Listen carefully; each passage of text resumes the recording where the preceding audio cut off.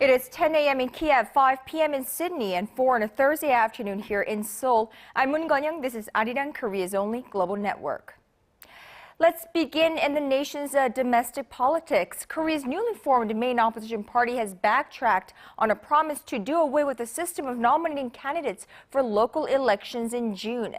The ruling Saenuri party was quick to pounce with criticism. ARIRANG News political correspondent Kim Hyung-gil starts us off. The main opposition New Politics Alliance for Democracy announced Thursday that the party will field candidates for lower-level administration chiefs and councillors in the June local elections, reversing an earlier pledge to abolish the nomination system altogether. The party reached the decision after a public opinion survey and an inter-party vote showed that 53% were in favor of maintaining the current system. The results reflect 50% of the vote from each side, the party member voters and public opinion survey. 53.44% were in favor of the party nomination system, while 46.56% were against it. This means the party will select its own candidates to run in the local elections that are under 2 months away. Earlier, the party's co-leader Ahn Cheol-soo said he would respect the survey results and follow them. The ruling Saenuri party immediately criticized the move, saying the newly unified opposition party had already thrown away its bid for New Politics by overturning numerous promises. New Politics has been Ahn's trademark policy since entering politics in 2012. He says it's aimed at restoring public confidence in politics by eliminating corruption and having politicians lay down their vested interests. Abolishing the party-standard nomination system was a key campaign pledge of both the ruling and opposition parties during the 2012 presidential campaigns, with many believing it acts as a breeding ground for bribery and corruption. Kim Hyung-gil, ARIRANG News.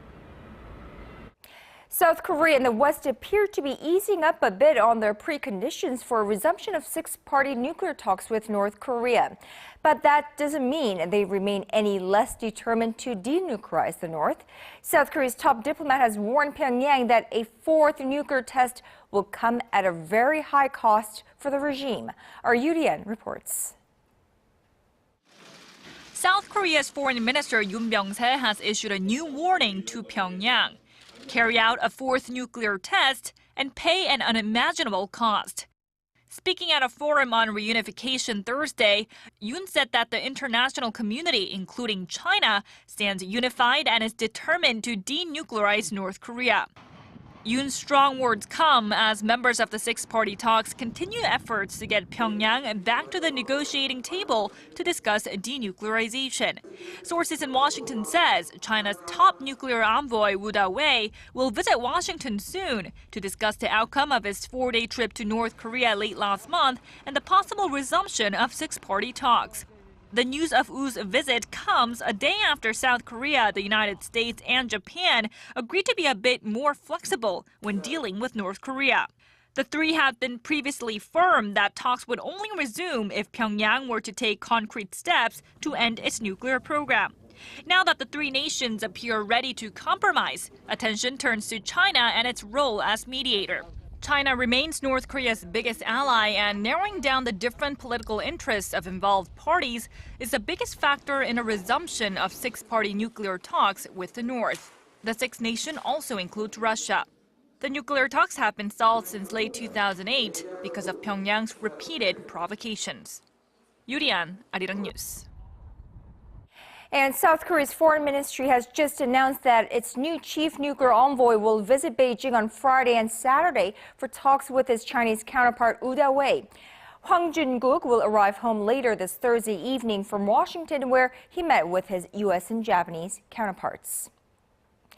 Now, amid fresh threats of another nuclear test by North Korea, the United Nations North Korea Sanctions Committee will convene an emergency meeting on Thursday local time. The committee is expected to discuss Pyongyang's recent missile launches and address concerns that a fourth nuclear test may be in the works. This is the first meeting between the 15-member nations since North Korea fired a series of ballistic missiles late last month. The UN Security Council had said the missile launches were a violation of UN resolutions and that it will come up with necessary countermeasures. North Korean leader Kim Jong-un won re-election from the country's rubber-stamp parliament on Wednesday, the first day of the Supreme People's Assembly first session under Kim's leadership. Despite earlier speculations of a major reshuffle, there were no significant changes to key posts. Here's ARIRANG News Hwang Sung-hee with the details. At the first session of the 13th Supreme People's Assembly on Wednesday, North Korea re-elected Kim Jong-un as the head of the country's highest decision-making body. It was declared that our Supreme Leader Kim Jong-un was confirmed as the first chairman of the National Defense Commission of the Democratic People's Republic of Korea. The young Kim was named chairman 2 years ago, capping his rise to power following the sudden death of his father in December 2011. The first session of the country's highest legislative body is an occasion to find out who's in and who's out of North Korea's ruling circle. Figurehead President Kim Young-nam remained in office, sitting next to the young Kim and even giving a speech. There had been speculation the 86-year-old was going to step down after 15 years of service. Supreme Leader Kim Jong-un is the most prominent politician of our time. Choi Ryong-hae, the top political officer in North Korean People's Army, who has emerged as a rising star under the young Kim, was elected as one of the 3 vice chairmen of the powerful National Defense Commission. With that, Choi filled the post that has been vacant since the execution of Chang Song-taek, once the second most powerful man in North Korea. Prime Minister Park Bong-ju, who is in charge of the regime's economic policies, also remained in office. With no major reshuffle, experts say the young leader will maintain the North's existing policies for now to stabilize his power base. North Korea named Lee Soo-yong, former ambassador to Switzerland, as its new foreign minister. Some say the move reflects the regime's will to bolster its ties with the Western world. Hwang Sung-hee, ARIRANG News.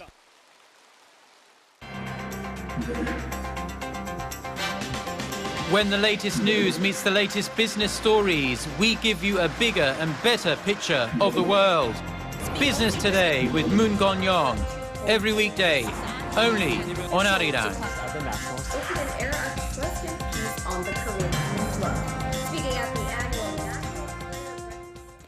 Well, the council President Park Geun-hye is leaning on to help her realize a creative economy has delivered its latest suggestions. Better collaboration between the public and private sectors topped the list this Thursday. Choi Sun has the details. President Park's advisors say the technology of public research institutes and the business management infrastructure of the private sector should merge to realize the president's vision for a creative economy. At a meeting of the Presidential Science and Technology Council Thursday, the head of Daegu Gyeongbuk Institute of Science and Technology spoke about how Korea stands just 39th in the world in terms of the economic benefits from acquired skills in the field of science and technology. Referring to what are called technology investment companies, Shin Sung-chul said public institutes are allowed to only focus on research while private firms take over the management. The profits from commercialization can then be reinvested back into research. A special committee of engineering experts and government officials also reported to President Park about the need to innovate Korea's engineering schools and how to go about doing it. They said while the number of university engineering school graduates in Korea topped OECD rankings last year, the graduates often lack practical skills and struggle to adapt in the field. That, according to the committee, is because schools assess and hire professors based on the number of their theses, not their on-site experiences. Also, they say there aren't enough exchanges between industries and universities. The presidential advisors then said schools should assess professors based more on practicality and motivate them to gain more experience in the private sector. They added businesses should be encouraged to cooperate with universities and the government could act as a bridge between the two sides. The proposed measures will be presented at a public hearing before they're drafted into a government plan. 최유선, 아리랑 뉴스. And at this very meeting, President Park Geun-hye stressed that Korea's science and technology sector should play an essential role in realizing her vision for a creative economy. The Korean leader said she hopes government-funded research institutes will work side by side with the country's small and mid-sized venture firms to better commercialize their joint technology. President Park referred to how more than 70% of the technology from public institutes is left unused due to the lack of infrastructure to commercialize it. The president also called on Korea's engineering schools to start offering the practical skills that industries want and play a central role in the creative economy. Now, a 15-year-long legal tussle between lung cancer patients and Korean cigarette maker KT&G has come to an end, with the nation's top court ruling in favor of the tobacco company. The Supreme Court ruled this Thursday against a group of lung cancer patients who claimed their years-long smoking habit was the cause of their illness.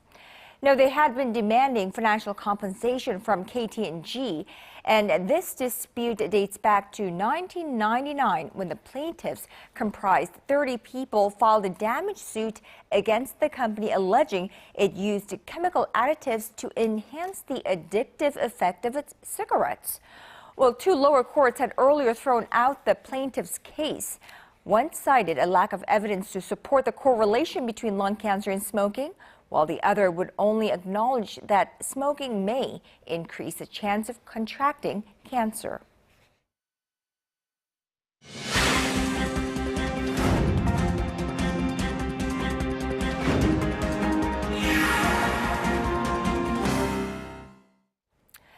What should the Korean government place priority on when planning next year's budget?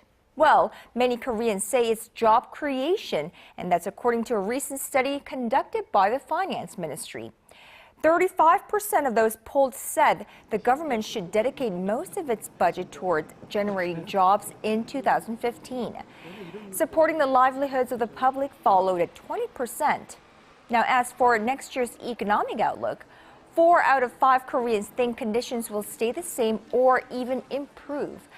The employment rate for Koreans between the ages of 15 and 64 stood at 64.5% last month, which is slightly lower than the OECD average of 65%. Korea's central bank on Thursday raised its economic growth outlook for the domestic economy to 4% for this year. That is up 0.2 percentage points from the Bank of Korea's earlier forecast in January.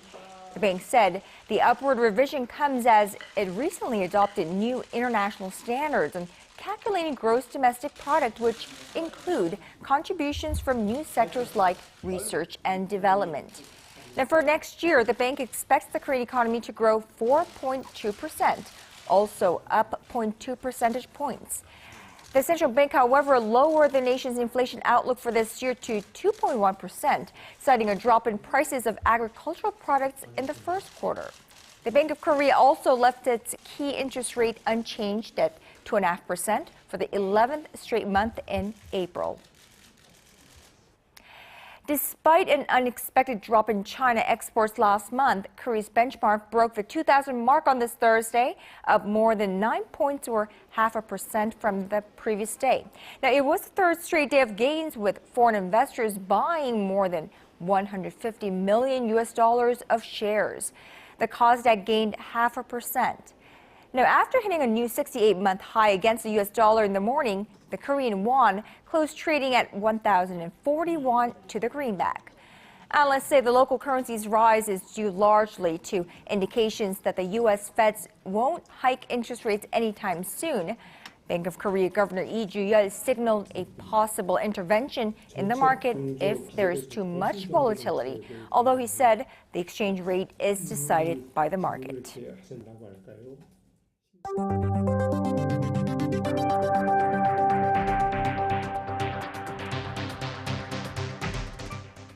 Well, another positive note on Korea's trade front. Outbound ICT shipments set a new record for the first 3 months of the year. Seoul's Trade Ministry says Korea's exports of information communication technology products grew 8.9% in March from a year ago to $15 billion. Now, the $41.2 billion recorded in the first quarter marks a new quarterly high. The sector also enjoyed a record trade surplus. Growing shipments to key trading partners like the U.S. and China is credited with the record numbers, with mobile phones, semiconductors, and televisions all logging strong growth. Now, if you use Twitter or Facebook and you are in a romantic relationship, you could be at a higher risk of cheating or divorce. Well, that is the claim of a new study out of the University of Missouri. According to the research of a doctoral student, the more active a person was in Twitter, the more likely they were to experience problems with their romantic partners. Well, that could include emotional and physical cheating, breakup, or even divorce. The research is from a survey of more than 500 Twitter users of all ages.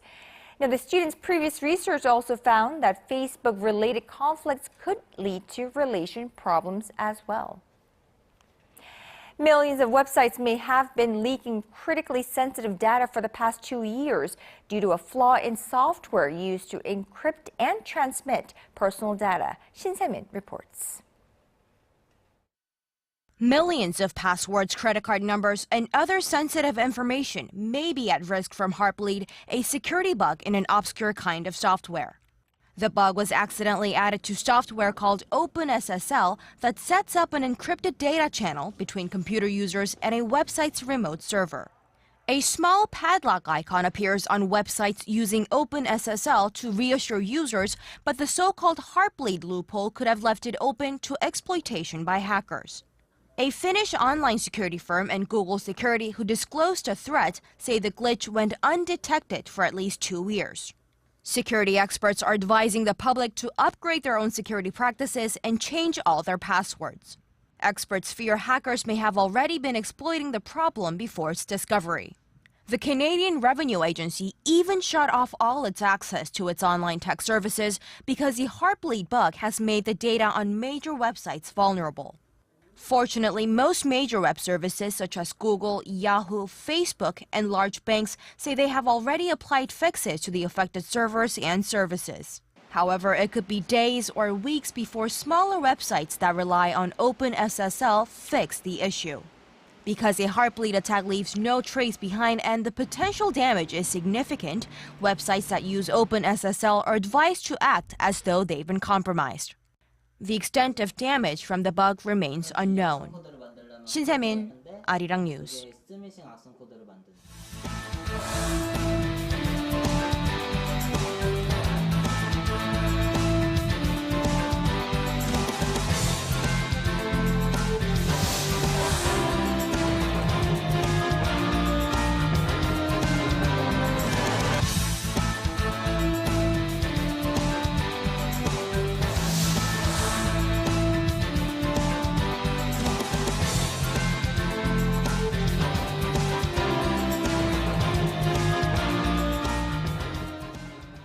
Now, you don't have to be a huge Marvel fan to know that the Avengers sequel was filmed in different parts of Korea from March 30th to April 9th.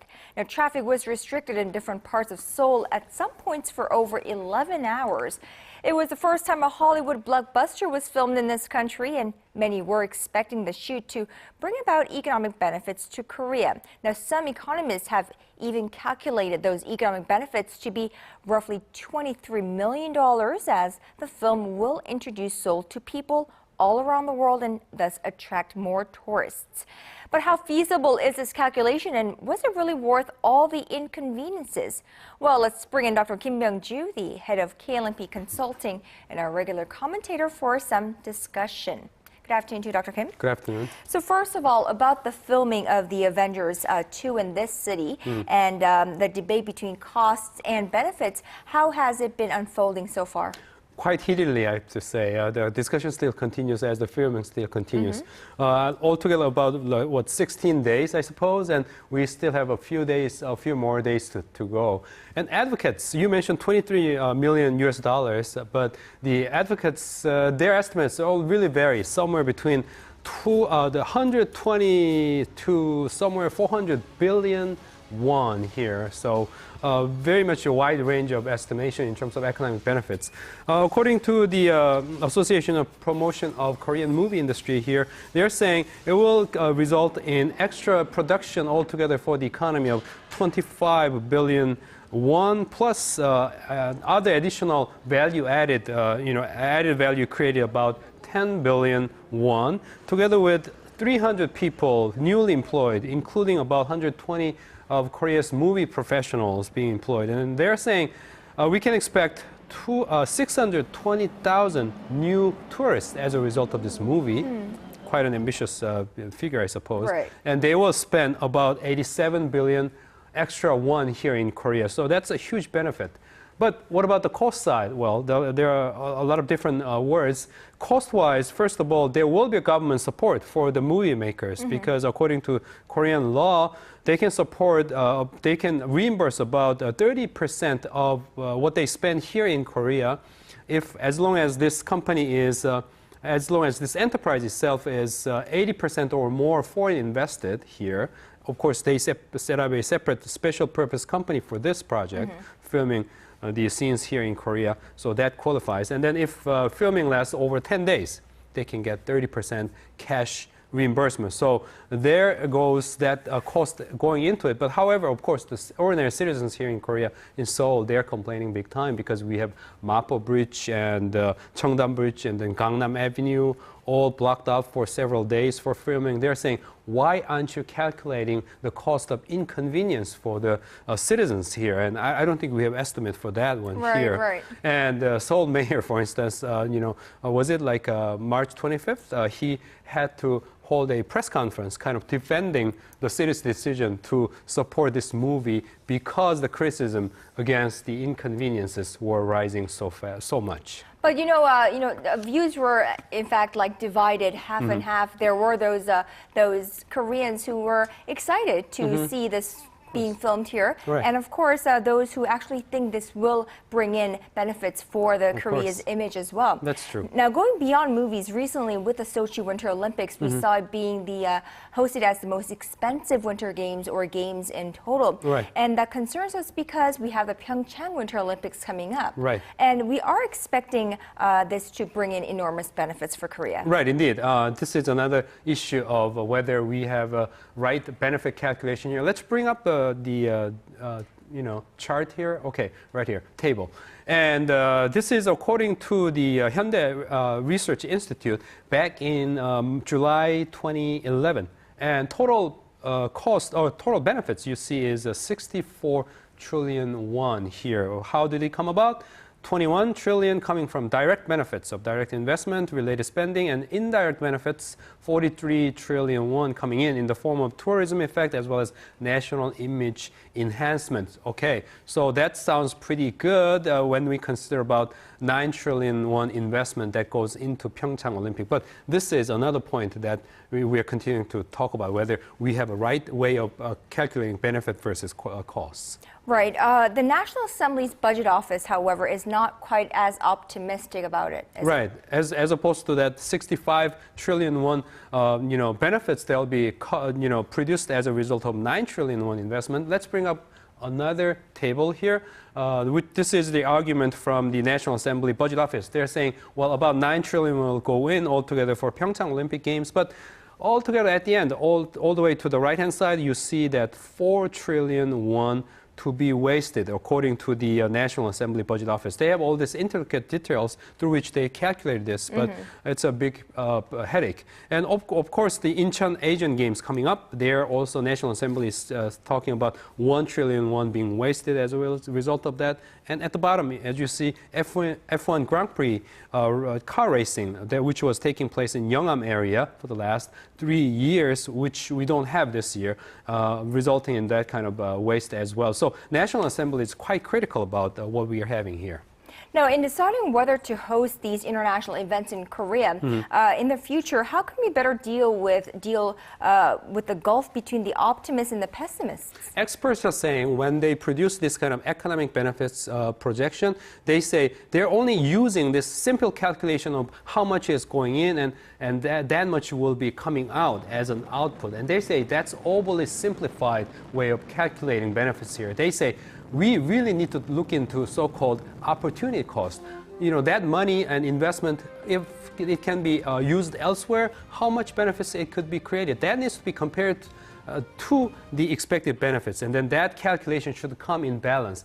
In Korea, actually, we do have such benefit cost analysis that's required, but the results of that kind of benefit cost analysis is not publicized. They say that needs to be publicized rather than this straightforward what goes in, what comes out as a benefit calculation. So I think that's one way of dealing with this dispute in the future better. Release, publicize the result of actual official benefit cost analysis and share it with the public. That will be the argument. Right, and you know, as Korea becomes a more global city, global country, and still becoming a more global city, we will be hosting more of these international events for sure. And these kinds of ways to mediate the differences is pretty necessary for the future as well. Absolutely. All right, Dr. Kim Byung-ju, thank you so much for today. We'll talk to you tomorrow. Okay. And that's all from me at this hour. Thank you for watching. I'll see you back here at 6 p.m. Korea time on Early Edition at 6.